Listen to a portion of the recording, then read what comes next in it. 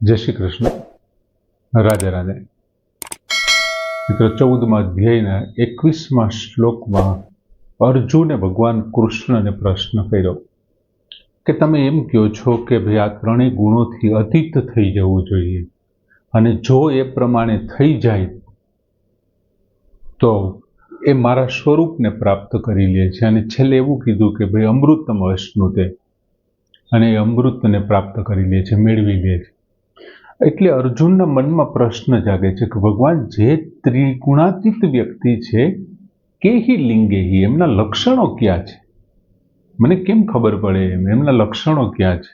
પછી બીજી વાત એ કરી કે એમનું કિમાચરમ, એમનું આચરણ કેવું હોય છે, અને ત્રિગુણાતીત કેવી રીતે થવાય છે. એમના જવાબમાં 22મા શ્લોકમાં ભગવાન કહે છે, શ્રી ભગવાન ઉવાચ, શ્રી ભગવાને કહ્યું કે પ્રકાશમ ચ પ્રવૃત્તિમ ચ મોહમ એવ ચ પાંડવ ન દ્વેષ્ટિ સંપ્રવૃત્તાની ન નિવૃત્તાની કાંક્ષતિ. અર્જુને પ્રશ્ન કર્યો કે એમના લક્ષણો કેવા છે. એટલે હવે ભગવાન 2 શ્લોકમાં ત્રિગુણાતીતના લક્ષણોનું વર્ણન કરતા કહે છે, પાંડવ એટલે હે પાંડુપુત્ર અર્જુન, હે પાંડવ, પ્રકાશમ ચ પ્રવૃત્તિમ ચ મોહમેવ. પ્રકાશમ એટલે પ્રકાશ, ચ અને પ્રવૃત્તિમ એટલે પ્રવૃત્તિ, ચ તથા મોહમ એવ મોહ, આ બધા સંપ્રવૃત્તાની સારી રીતે પ્રવૃત્ત થઈ જાય તો પણ, એવચ સારી રીતે પ્રવૃત્ત થઈ જાય તો પણ, ન દ્વેષ્ટિ, જે ગુણાતીત વ્યક્તિ છે તે ન દ્વેષ્ટિ, દ્વેષ કરતો નથી. નિવૃત્તાની, જો એ સારી રીતે નિવૃત્ત થઈ જાય તો પણ આ ગુણાતીત વ્યક્તિ છે ન કાંક્ષતિ, તેમની ઈચ્છા કરતો નથી. 3 વસ્તુ, પ્રકાશ, પ્રવૃત્તિ અને મોહ. યાદ કરો, 11મા શ્લોકમાં ભગવાને પ્રકાશ અને જ્ઞાનને સત્વગુણ વિશેની વાત કરી હતી. સત્વગુણની વૃત્તિ છે, રજોગુણની વૃત્તિ પ્રવૃત્તિ છે, અને તમોગુણની વૃત્તિ મોહ છે. હવે અહીંયા ભગવાન શું કહે છે? પ્રકાશ, પ્રવૃત્તિ અને મોહ, આ ત્રણે ત્રણ સારી રીતે પ્રવૃત્ત થઈ જાય તો પણ શું થાય છે? તો કે નથી, એ દ્વેષ નથી કરતા, અને નિવૃત્ત થાય તો એની ઈચ્છા નથી કરતા. હવે પ્રકાશમ ચ શબ્દ ભગવાન આપ્યો, જે બાહ્યકરણ એટલે કે ઇન્દ્રિયો છે, ખાસ કરીને જ્ઞાનેન્દ્રિયો છે તે, અને અંતઃકરણ એટલે કે મન, બુદ્ધિ અને અહંકાર છે તે. આમ બાહ્યકરણ અને અંતઃકરણની સ્વચ્છતા, એમનું જે નિર્મળતાપણું છે, એમનું નામ પ્રકાશ છે. આપણે 11મા શ્લોક વખતે જોયું હતું. એટલે કે ઇન્દ્રિયોથી શબ્દાદી જે કાંઈ વિષયો છે, એટલે કે શબ્દ, સ્પર્શ, રૂપ, રસ અને ગંધ, એ જે ઇન્દ્રિયોના વિષયો છે, એ વિષયોનું સ્પષ્ટ જ્ઞાન થઈ જાય, સ્પષ્ટ જ્ઞાન મંડે થવા. ઇન્દ્રિયોના વિષયોનું સ્પષ્ટ જ્ઞાન થાય, મનથી મનન ચાલુ થઈ જાય, અને બુદ્ધિ છે નિર્ણય કરવા માંડે. બુદ્ધિથી નિર્ણય, એનું નામ છે ને એ પ્રકાશ છે. હવે ભગવાને 11મા શ્લોકમાં શું કીધું હતું? તો કે ત્યાં 2 બાબતોની વાત કરી હતી. એક પ્રકાશની વાત કરી હતી અને બીજું જ્ઞાનની. સત્વગુણની 2 વૃત્તિઓ બતાવી, એક પ્રકાશ બતાવ્યું હતું અને એક જ્ઞાન બતાવ્યું. તો અહીંયા ભગવાને માત્ર પ્રકાશ જ કેમ લીધું? તો કે એ વાત સ્વાભાવિક છે કે પહેલા શું થાય છે? તો કે પહેલા પ્રકાશ, અંતઃકરણ અને ઇન્દ્રિયોમાં સ્વચ્છતા, નિર્મળતા આવે. પછી ઇન્દ્રિયો છે એ શું કરશે? વિષયોનું સ્પષ્ટ જ્ઞાન લેશે, અને જેવું સ્પષ્ટ જ્ઞાન લેશે ત્યારે એનામાં જ્ઞાન આવવાનું ચાલુ થશે ને. ઇન્દ્રિયોએ સ્પષ્ટ જ્ઞાન લેવાનું ક્યારે ચાલુ કર્યું? તો કે આ પ્રકાશ અને આ નિર્મળતા આવી ત્યારે. તો નિર્મળતા અને પ્રકાશ આવ્યું, પછી ઇન્દ્રિયોએ જ્ઞાન લીધું અને એનાથી જ્ઞાન આવ્યું. એટલે કે જ્ઞાનને જન્માવનારા પ્રકાશ છે. તેથી ભગવાને પ્રકાશની વાત કરી. તમને કોઈ સગાવાલાનું આમંત્રણ તમારા પિતાના નામથી આવે, એનો અર્થ એવો આખા કુટુંબનો આવી ગયો ને. આ એમને જેવું છે. જ્ઞાનની વાત કરી દીધી એટલે પ્રકાશની વાત કરી દીધી, તો જ્ઞાન છે એ પ્રકાશ અંતર્ગત છે. બીજી ભગવાને વાત કરી પ્રવૃત્તિમ ચ, હવે જ્યાં સુધી કોઈ પણ વ્યક્તિના ગુણો સાથેના સંબંધ છે ત્યાં સુધી રજોગુણની વૃત્તિઓ જે છે એમાં ખાસ કરીને પહેલી વૃત્તિ છે લોભ છે, પ્રવૃત્તિ છે, પછી રાગથી નવા નવા કાર્યોના શુભારંભ કરવા એ છે, અશાંતિ છે, સ્પૃહા છે, આ બધું પેદા થતું રહેશે. ક્યાં સુધી થતું રહેશે? જ્યાં સુધી તમારો ગુણ સાથેનો સંબંધ છે. હવે ગુણાતીત થવાથી શું થાય? તો કે આ વૃત્તિઓ પેદા જ નથી થતી. જે ગુણોથી અતીત થઈ ગયો છે, પહેલે પાર જતો રહ્યો છે, એમને તો આ વૃત્તિઓ પેદા જ નથી થતી. એને આ વૃત્તિઓ પેદા નથી થતી, પણ એ નિષ્ક્રિય નથી રહેતો. એ નિષ્કામ ભાવે કોઈ પણ જાતની આસક્તિ વિના પ્રવૃત્તિ કરતો રહેશે.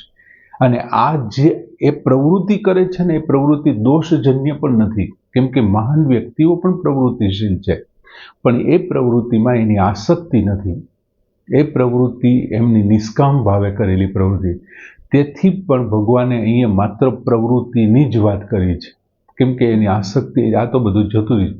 બીજું, રજોગુણના એક રીતે જોઈએ તો બે પ્રકાર પડે. એક છે રાગ અને બીજું છે ક્રિયા. હવે ગુણાતીતમાં રાગ થવાનો તો કોઈ સંભવ જ નથી, કેમ કે રાગનો તો અભાવ છે, તો જ એ ગુણાતીત થયો હોય. ગુણોથી તો પહેલે પાર છે, એટલે રાગનો તો અભાવ થઈ ગયો છે. હવે વાત રહી ક્રિયા. તો જ્યાં સુધી મનુષ્ય શરીર ધારણ કરેલું છે ને, ત્યાં સુધી ક્રિયા ચાલતી જ રહેવાની. પણ આ ક્રિયા નિષ્કામ ભાવે, તમે કંઈ નથી કરતા, સૂતા છો તો પણ એ શરીરને આરામ આપવાની ક્રિયા છે. પણ જો એ નિષ્કામ ભાવે આ ક્રિયા હોય તો આ જે ક્રિયાશીલતા છે ને, એમનું નામ પ્રવૃત્તિ છે. એટલે પ્રકાશ અને પ્રવૃત્તિ. હવે ત્રીજી બાબત આવી, મોહમ એવ ચ પાંડવ. હે પાંડુપુત્ર, ત્રીજી બાબત છે મોહ. હવે મોહના પણ ખરેખર બે પ્રકાર છે. એક મોહ કેવો છે? તો કે નિત્ય અને અનિત્ય, સત અને અસત છે. આ વસ્તુનો વિવેક ન રહે ને, એનું નામ મોહ છે. કોઈ કારણોસર તમે નિત્ય અનિત્ય વચ્ચે ભેદ ન કરી શકો, તમે સત અસત વચ્ચેનો ભેદ ન કરી શકો, તો એ તમે મોહમાં છો. એમ કોઈના મોહને કારણે એવું થઈ રહ્યું છે. બીજું, વ્યવહારમાં ભૂલ થવી, એ પણ એક જાતનો મોહ છે. હવે ગુણાતીતમાં પહેલો પ્રકાર તો થતો જ નથી, કેમ કે ગુણોને પહેલે પાર છે, એટલે એને ખબર છે કે હું નિત્ય છું, આ પ્રકૃતિ જે છે ગુણો છે અનિત્ય છે, હું સત છું, આ અસત છે, એટલે પહેલું તો કોઈ પ્રશ્ન જ નથી. રહી વાત બીજા પ્રકારના મોહની, તો કે વ્યવહારમાં ભૂલ થવી. તો આ બીજો પ્રકાર છે. એમાં થાય છે શું કે કોઈ એક વ્યક્તિના કહેવાથી આપણે એવું માની લઈએ કે એક વ્યક્તિ દોષી છે, પણ બીજા બે ચાર વ્યક્તિઓ મને એમ કે ના ના ભાઈ, એ દોષી નથી, અમે ત્યાં હાજર હતા, એ નિર્દોષ છે. તો દોષીને કોઈના દોરવણીથી નિર્દોષ માની લેવો, બીજાના દોરવણીથી નિર્દોષને દોષી માની લેવો, સાપની અંદર દોરડાની અંદર સાપને જોવું, મૃગ તૃષ્ણામાં તમને જળના દર્શન થવા, તો આ મોહ જ છે. ત્યાં રોડ ઉપર ક્યાં પાણી છે, છતાં આપણને પાણી દેખાય છે, તો એ મોહ છે. આપણી આંખો મારફત મોહ જ થયા છીએ આપણે. અંધારાની અંદર કોઈ દોરડું પડ્યું છે ને, આપણે એને સાપ માની લઈએ છીએ, એ મોહ છે. અને આ ગુણાતીતને પણ આવું થાય છે. આ જે મોહ છે તો ગુણાતીતમાં પણ જન્મે છે. ભગવાન હવે શું કહે છે બીજી લીટીમાં, કે ન દ્વેષ્ટિ સંપ્રવૃત્તાની ન નિવૃત્તાની કાંક્ષતી. આ જે છે એટલે કે સત્વનું કાર્ય શું છે? તો કે પ્રકાશ છે. રજોનું કાર્ય શું છે? તો કે પ્રવૃત્તિ છે. અને તમોગુણનું કાર્ય શું છે? વૃત્તિ શું છે? તો કે મોહ છે. આ ત્રણેય પ્રવૃત્ત છવા છતાં, ત્રણે ત્રણ પ્રવૃત્તિશીલ હોય, એમ છતાં ગુણાતીત વ્યક્તિને દ્વેષ નથી, અને નિવૃત્ત થવા છતાં એમની ઈચ્છા નથી કરતા. એટલે આ ખરેખર આનું તાત્પર્ય શું છે? આ શું કહેવા માંગે છે કે ગુણાતીત વ્યક્તિમાં સત્વ ગુણ ઉત્પન્ન થાય, કે પ્રવૃત્તિ ઉત્પન્ન થાય, કે મોહ ઉત્પન્ન થાય, એમને બહુ ફેર નથી પડતો. આ શું કામ ઉત્પન્ન થયું છે, આની પાછળનું કારણ શું છે, આ લક્ષણ મારામાં ન રહેવું જોઈએ, આવો કોઈ પણ પ્રકારનો આ ખરાબ ગુણ છે ને આમ છે ને, એવો કોઈ પણ દ્વેષ નથી થતો.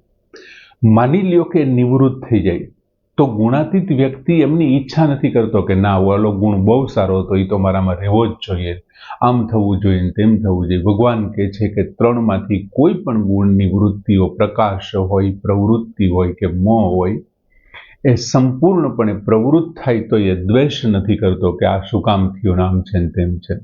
એ નિવૃત્ત થાય તો એની ઈચ્છા નથી કરતો કે આ સારો ગુણ હતો ને હોવો જોઈએ ને હજી ટકે, આનાથી મને ફાયદો છે.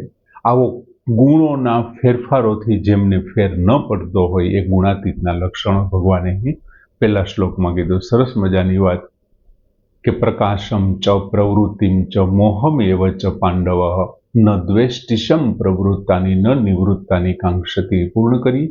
જય શ્રી કૃષ્ણ.